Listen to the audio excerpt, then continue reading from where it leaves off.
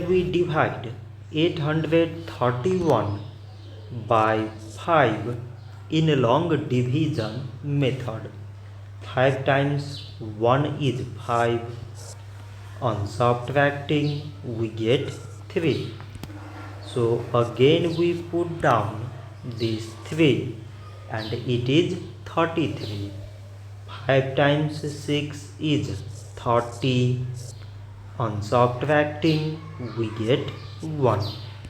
So again we put down this 1 and it is 11. 5 times 2 is 10. On subtracting we get 1.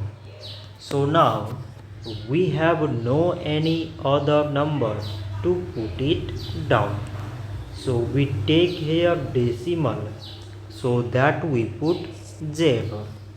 So it is 10 and 5 times 2 is 10. On subtracting we get 0. So 831 divided by 5 is 162 decimal 2.